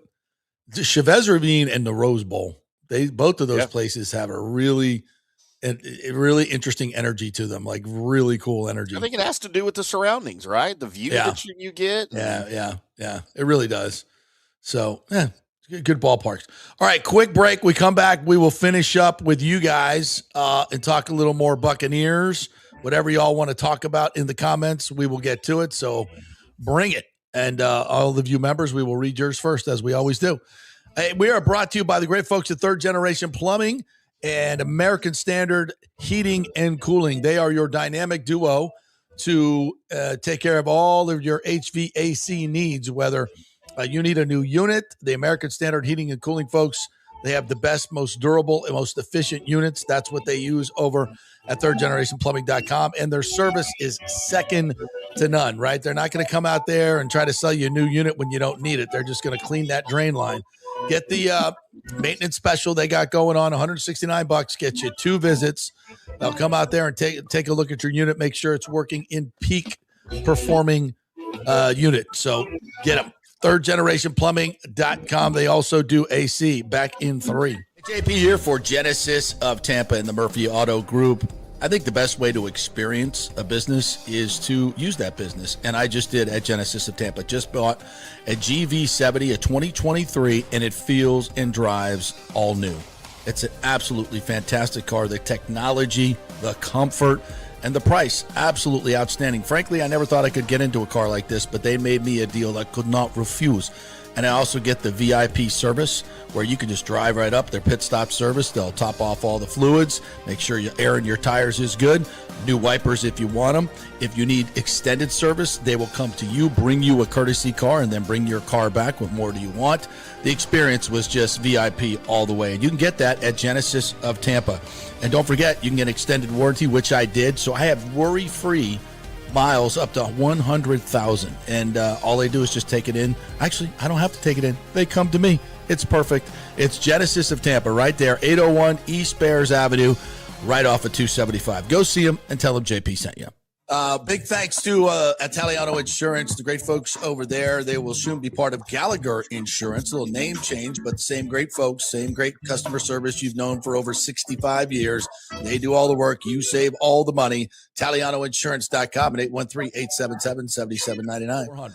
Hey, the Golden Diamond Source wants to be your family jeweler. So don't wait any longer to find that one-of-a-kind perfect engagement ring for that special someone in your life. At the Golden Diamond Source, they can design anything you want personally. The Golden Diamond Source can help you trade in your old broken jewelry and use it towards a new purchase as well. And with gold prices at record high, now is the best time to do it. They only sell natural diamonds at the Golden Diamond Source. So if it's a real love, it should be a real natural diamond. Don't start your relationship with a fake diamond. Bad idea. And with the Golden Diamond Source first-time buyer program, you can learn all about the 4 C's in all the different shapes and styles. And they are able to show you a huge selection of inventory to choose from. And don't forget, 0% financing for up to 5 years. If you finance $5,000, it's only $83 a month. Make sure it's a Golden Diamond Source Diamond, 3800 Almerton Road, always online at goldendiamond.com. It's the love you give only at Golden Diamond Source. Hey guys, you already know that Riveters is the best sports bar in all of Tampa Bay, but now it gets even better for Rays baseball season. During all Rays games, check this out, $6 Tito's, $6 Jack, $6 margaritas, all during Rays games. Are you kidding me? And that's always a great pour from the great bartenders at Riveters. Great service, great food, everything is fresh, nothing is frozen. And let me tell you, if you want baseball and wings, you will not find any better than Riveters. Their sauces, like the blue cheese and the ranch and everything, is handmade, and the wings are big and they're perfect. Wings, baseball, Rays, Riveters. It all comes together during baseball season. Once again, in addition to all the great food and service, you get $6 Tito's, $6 Jacks, $6 margaritas. It's time to celebrate. Baseball season is back, and celebrate at Riveters. You know where it is, right there on Dale Mabry, just north of 275, just south of the stadium. See you there at Riveters. Pitch Roofing believes giving back is part of doing business the right way. That's why they proudly offer exclusive discounts to those who gave the most to our communities, including veterans, first responders, seniors, and teachers. And for listeners of the JP Peterson Show, there's even more good news. Pitch Roofing is now offering a special discount just for fans of the show. With so many roofing companies coming and going in Florida, it's important to choose a contractor you can count on long after the job is done, especially when it comes to honoring your warranty. Pitch Roofing is built for the long haul with a reputation for quality, transparency, and standing behind their work. Whether it's a repair or a full replacement, their team delivers honest guidance, quality workmanship, and no high-pressure sales. Call 727-67-PITCH, 727-677-4824, or visit pitchroofing.com to schedule a free estimate. Pitch roofing, roofing done right. Let's go. Right now, back to the show on FanStream Sports. All right, welcome back to the JP Peterson Show, brought to you by the Gold and Diamond Source. If you're thinking about getting engaged, yeah, you know you like her. You know you want to put that ring on her finger, so you got to go get a ring, right? Don't go shopping at somebody's fly-by-night places or look online to get a deal. Go to the Gold and Diamond Source. They sell real diamonds there. Do not start your relationship with the fake diamond, folks. It's a really bad idea. And you'll find 5 carat, 10 carat, 20 carat, 1 carat, half a carat, whatever you need. That's what you're going to get. They're not going to try to oversell you anything over there. They're a great staff, and they've been doing this a long, long time. 40 years they've been doing stuff at the Gold and Diamond Source. Julie and Steve Weintraub, great benefactors in our community, terrific philanthropists, but that's not why you should go there. That's kind of why. But the reason is to get a great deal on the diamond. And they'll back it with their diamond savings plan as well. You bring it back, you can upgrade and get full value for your diamond and 0% interest. It's easy. Just go to the Golden Diamond Source. They'll take care of you. 3800 Omerton Road, and always online at goldendiamond.com. All right. We're just going to go get the comments here. I was going to talk a little bit about realignment in football. I think I'm going to save that for tomorrow. I'm going to dig a little bit more into the vote that's coming on the bill that is before the Senate right now.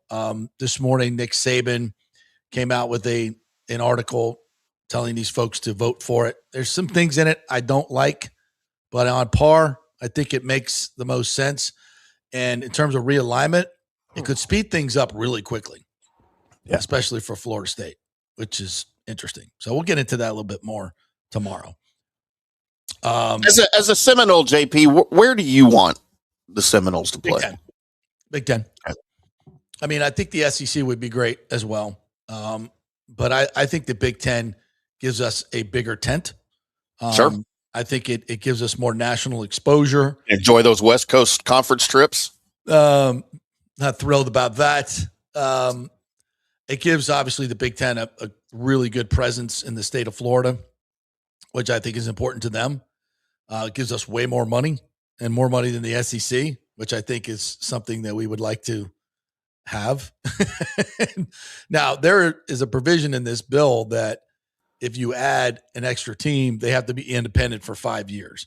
Well, that's not doable. That's completely not doable. That will keep any realignment from happening, quite frankly. So I think something has to be worked out with that, or they're going to pull the trigger before this bill becomes law, which I think is also a possibility. And I think it's great for USF because I think USF will definitely move into probably the ACC. They could go Big Ten as well. I think if there's obviously a choice between the Big Ten of USF and FSU would be the choice, despite the fact that USF is AAU. This is not an academic competition. This is a media rights deal, and Florida State's media rights are way more valuable than USF's at this point. But USF is coming. Ain't no doubt about that. But they can move up into a revamped ACC, I think, would be great for a great fit for USF. So, and I think most of the things in that bill will help college football tremendously in terms of limiting portability and getting the guys paid and creating a more level playing field, which I think would be absolutely fantastic. I'd like that because it would give me another team to cheer for in the Big Ten other than Michigan. I hate every Big Ten school except Michigan. I can't cheer for Michigan. For me, it's just I've always grown up cheering for. It's like the reason I was one of the reasons I was a Cincinnati Reds fan in the 70s, because that's all I got to see on TV, right? Mm-hmm. So I got to see Michigan a lot on TV back in the day. Bet more than I could see the Aggies on TV, that's for sure, even here locally at times. And I hated Notre Dame. I've never been a Notre Dame fan. And Even with Lindsey Nelson doing Notre Dame football every Sunday morning on NBC. NBC, yeah. No, I'd cheer for FSU in the Big Ten for sure. Yes. We moved to action further in the game. And I was loved with Notre Dame football. That was awesome. And then the Bobby Bowden show, would be on our local station. Oh, and yeah. Old Bobby and Burt Reynolds and Gene Deckerhoff would come on. And it would just be rolling highlights. And Bobby the greatest clips. Those are still the greatest clips when you watch them now. Oh, my God. Makes the best peach cobbler. Oh, my God. He was so good. He missed like 8 plays just going by while he's talking about Greg Jones' mom making him peach cobbler. That's fantastic. Shiesty is absolutely right. I do have some interesting sports allegiances. Cincinnati Reds, Michigan, and France soccer. Yeah, true. Canadian hockey. True. Boo Shiesty also says, Baker's a great fit for this team and having an amazing training camp. Pay the man. And then Real Berg, who's our negative guy. What's his name? Real Berg negative? Native. Oh, sorry. Real Berg native. Okay. That means don't get excited, folks. Baker is wearing an orange jersey. Wait until defenders start to sit on routes and Baker throws the ball right to them. Yeah. All right. 95 touchdown passes. Who you got, by the way? Has he answered my question? Who he's replacing Baker? How he's getting him and what he's paying him? Yeah. Who would you rather have? I don't know. I don't see that. I don't see it. I don't see it. If he puts that in there, let me know. Yeah, well, I'll look. Nathan Elliott says last night was season pass member hype night. Introduce the new guys and make them shine. All the new guys shine like a brand new vehicle. Some were sports cars and others were off-road beasts. Go Bucs. Nathan, you always give me the inside scoop because you go through the autograph line and you let me know who was cool and who wasn't, who was awesome. So give me a rundown on who was awesome or who was not cool. All right, we're having a Baker debate in the chat. I see this. That's good. I like that. This Bucs Skull Game says Bowles takes us on a deep playoff run this year. I did a little article that we're posting on our new website, fanstreamsportstv.com. Will be released soon. And it's about one of the things I looked up on top with Todd Bowles is his record in one-score games. His record in one-score games with the Buccaneers is 16-22. 16-22. And here's another interesting fact. Do you know that because of the way Bowles manages games, 53% of his games are one-score games? It's a large amount. It's way higher than the average. So it's interesting, and his record in one-score games over his entire career is 427, which is at the lower tier of established coaches that still have jobs. And this is, to me, one of the big things about Bowles that is a problem. When he gets big leads, he goes conservative and turns them into one-score games. And you don't need to look any further than the Atlanta Falcons game when we lost the 14-point lead with 10 minutes to go. It's the way he coaches games defensively, and then in that case, getting involved offensively. And it's just, that's the problem. If you're going to play a lot of close games, you better be good at winning them. And when you have Tom Brady, obviously that kind of takes care of itself. But it's just, and that's just the way, and that's the problem to me. We love Todd, but the way he manages games, it's just, it's not going to work in this league. And the numbers bear it out. The numbers bear it out. So when people blame Todd Bowles, I think it's valid. I think it's valid. And he's, that's why they went out and got him a game management coach that you kind of saw being used in the first half of the season, but seemed like we made the same silly mistakes in the second half of the season that he used to make. Bucs Skull Game says Zach Robinson, by the way, I don't know about him, about OC. I think he's a good OC. We'll see. I think last year in Atlanta, Bijan Robinson had a career year. Drake London had a career year. Hell, even Kyle Pitts had his best year. So, and Bijan Robinson led the league in yards from scrimmage. And he did that with two quarterbacks that were hobbled. I know it wasn't the best offense, but I think, and what I know and talking to my Atlanta people, he was working with a lot of handicaps that he doesn't have here. He's got a quarterback that can run, that can throw on the move. It's one of his best things he does. This offense is tailor-made for that with the wide zone and the bootlegs. I think it fits really well. They've got a lot of good weapons. I think it's going to be very, very productive. Joe Dombrowski says Seattle was a perfect storm with JSN being ripe and the defense was ripe and Darnold was the perfect rebound. Yeah, he had a great team around him. But I don't discount what Sam Darnold did. And I think Sam Darnold and Baker Mayfield are very similar profiles. I think they both have good arms. I think Baker's has better arm talent than Darnold. I think Darnold's a little bigger and a better runner than maybe. And I think Baker has great composure. He needs to cut down on the interceptions. He knows that. But a lot of Baker interceptions were forced desperation in situations where he has to force the ball. You're down late, and you got to take chances, and that's how it works out sometimes. And all interceptions are not made equally, by the way. All right, what is this from JP Jemison? Oh, no. It's a lot here. Get my readers out. I know.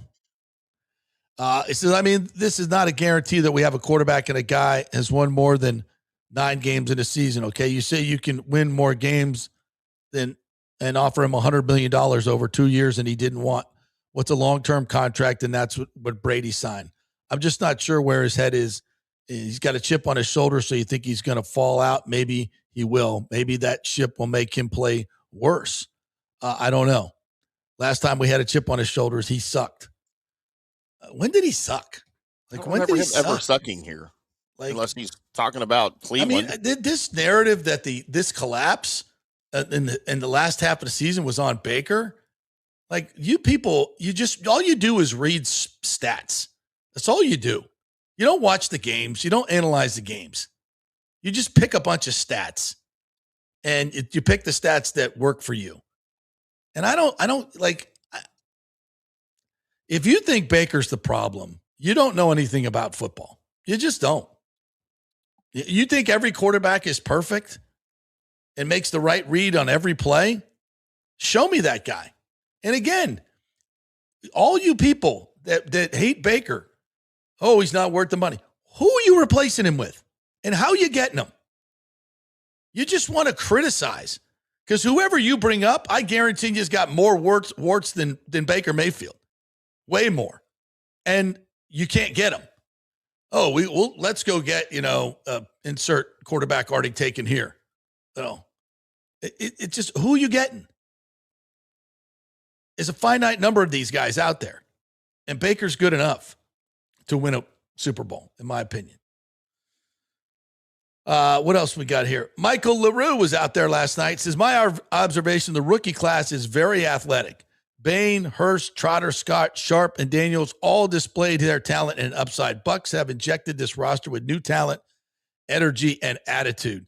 Listen, I like Bauer Sharp a lot. Number 84 showed up last night. I don't think I mentioned him. Listen, Cade's your starting tight end. And by the way, Cade put on they were doing one-on-ones, Timmy, with linebackers, which huge advantage to the receiver because they're one-on-one in all that field. But he was making the linebackers look silly. The way he runs routes, he was turning guys around and getting open and making catches. Cade Otton's a good tight end, but this kid Bauer Sharp, I think it's kind of he and Devin Culp are kind of the same guy. Wow. And I think Bauer Sharp's a little better, to be honest with you. But I don't think both of them make the team. We'll see where it goes. But definitely Grizzard did not like Devin Culp. Did not give him much opportunity last year. When he's been out there, he's made plays, though. When or he's you been cut given the Cade opportunity. Otton and use both of them. What's that? Or you cut Cade Otton and use both of them. Easy now. Hey, don't be talking about my Cade Otton that way. I won't have it. Michael LaRue says Keontae Scott was talking trash right in the middle of those scrums. These rookies look like competitors and winners on a veteran roster that at times seems to just go through the motions. This kind of reminds me of a little bit, and I know this sounds a little hyperbole, but when Sapp and Brooks came in, and Hardy was here, and Hardy was trying to turn the culture, but when they got Brooks and Sapp, Hardy was like, okay, now I got some guys I can work with. And, they Rondé, they brought this influx of attitude of like, we're not losing anymore. Like of course, Sapp and Brooks coming from premier programs from Miami and Florida State. They were like, hey, we're not used to this losing bullshit. We're not doing this. And that defense just kind of gelled in that way. They were the force that said, we're not going to be the Yucks anymore. We're just not. We're not. And I don't want to say these guys or those guys. They're not individually. But the comparison here is they're bringing that attitude. They're bringing that edge and attitude that is sorely missing from this defense. And that's a good thing. And Trotter as well. Trotter is that guy. I'm really impressed with him. I'll be interested to see, there'll be a learning curve and there'll be some offensive coordinators that pick on him a little bit, but I think he's got the attitude and the physical ability to be a really, really good player. And I think his mental game will come along tremendous. He's got great pedigree. His dad played in the league. He knows the game. He's just got to learn it at that speed. I think he's going to be really good, really good. Anything else we want to get to here? I know we got a lot more. But this is from Michael Ferrantelli. You're new in here. Welcome. It says, in general, pro player, both Baker and Vea deserve strong contract extensions. Both are great on and off the field. Vita is at worst the second best defensive tackle in the league. Baker's a top 10 quarterback. Pay the guy. Hard to find a guy in the draft to replace either one. Both have intangibles that are hard to find. Certainly would not want to take a few steps back and possibly blow up the roster and start again. This is very well said. Who is this? Michael Ferrantelli. Thank you, brother. That is a really, really well-written, proofread. Learn from this guy, you Petermans. Yeah, I did this. I know I sound like a broken record, Timmy, but these are not the guys you cheap out on. Nope. This should give me It's an a mystery, opportunity. man. It's a mystery. Take a shot at the Dreamers. Joseph Abreu says the Orlando Dreamers released renderings, including WBC and concerts this morning. WBC, World Baseball. They're trying very hard to copy the Rays with similar public contribution ask. God bless you guys. It's not the same. Just God bless you guys. Good luck with that. Just go build another theme park. Nathan Elliott says the Vita Vea situation was interesting last night during the Buccaneer autograph session and during practice. I kept checking on him throughout the night, and his demeanor was complicated.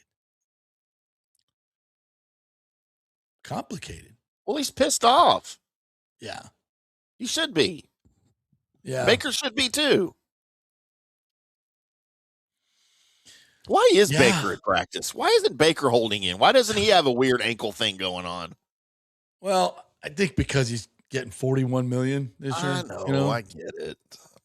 And by the way, Vita's contract is not guaranteed. No. So that's why he's not practicing. Yeah. And he's not going to practice until he gets a deal. Nor should he. I agree. Yeah. Airweed says, Liam Hicks is the extra large condom for Junior. Protection's protection. Don't know without it. Wish I needed an extra large. Nathan Stout, good morning to you, said Peralta has zero work with Ray's pitching staff. I think they wanted him to go last night to see what they could help him with. Yeah, I think last night was a throwaway start for Peralta, so it's nice that we came back and won the game. Yeah, I don't put anything into it at all. He's you come from the Mets, you still got that New York stank on you. We haven't got him to Tampa Bay and put him in the lab and deloused him yet. Right. You got to do that. Got to go through that whole thing. Got to be deloused. Yeah, it must be deloused. All right. Thank you, guys. That'll do it for us today. Thank you so much for joining us. Don't forget to go to the YouTube and become a subscribing member of the program. We'd really appreciate that to support our independent journalism here. And we will be back tomorrow. Sandra Golden's going to join us, by the way. I was on her show in Atlanta today. She will join us tomorrow to give us a perspective on the Atlanta Falcons and what's going on over there. So we will do that as well. Have a great day, everybody. Go Rays tonight. Are they playing tonight or today? I think it's tonight. And Martinez is on the hill, I believe. So we shall see how that works out. Hopefully they'll get another win, and hopefully Hicks will be in the lineup as well. It's an afternoon game, JP. Afternoon? Okay, good. We'll go watch that. Have a great day, everybody. We'll be back tomorrow. See you then.